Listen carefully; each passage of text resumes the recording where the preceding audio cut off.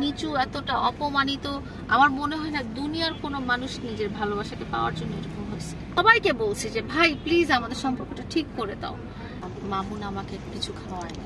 মামুনের বাড়ি তো পুরোটাই কমপ্লিট হয়েছে। শুধু এখন শুনেন একটা কথা কি, মামুনও বলেছে আমিও বলছি, বাড়ির পিছনে আপনি যত টাকাই লাগান না কেন কোনোদিনও সেটা শেষ হবে না। বাড়ি আপনি যতই সাজান না কেন কোনোদিনও শেষ হবে না। তো বাড়ি তো অনেক আগে হয়ে গেছে। ওর আম্মুরা তো 2023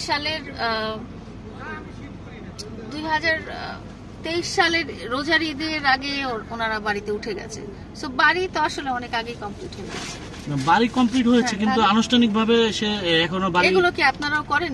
বাসা শেষ হলে কি আপনারা আনুষ্ঠানিকভাবে উঠে যাওয়ার পরে আবার এটা করেন আপনারা? মামুন আমাকে কিছু খাওয়ায় নাই, আমের ভর্তা টর্তা মামুন আমাকে কিছু খাওয়ায় নাই। মামুনের আম্মু, ওনাদের বাসায় যখন আম কাঁঠাল হতো মামুনের আম্মু আমাদেরকে ঢাকায় পাঠিয়ে দিতেন। ওর বাড়িতে যে আমার ওইভাবে আম ভর্তা এগুলো খাওয়া সুযোগ হয়। আচ্ছা আপা, যাই হোক রাত অনেক হয়েছে, আমরা আপনাকে ছেড়ে দিব। মামুনের প্রতি আপনার শেষ কি বার্তা রয়েছে? আমার কোনো বার্তা নেই।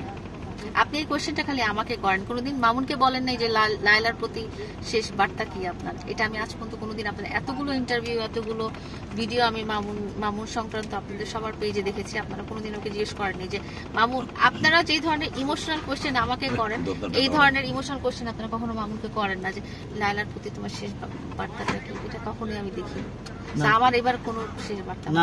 সেলুনে ওর আম্মুর সামনে বলেছেন, ওর সামনে বলেছেন, অবশ্যই বলেছেন, আমি তো দেখেছি।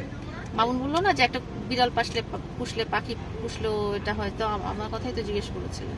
মন একটু নরমই হবে, তো নরম মনে আপনি একটু মামুনের প্রতি শেষ কি বার্তা রয়েছে? কোনো বার্তা আমি আর দিতে চাই না, অনেক দেওয়া হয়েছে।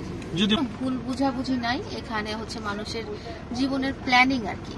আমার জীবনের প্ল্যানিং ছিল যে মামুনকে একটা ভালো লাইফে এনে দেওয়া।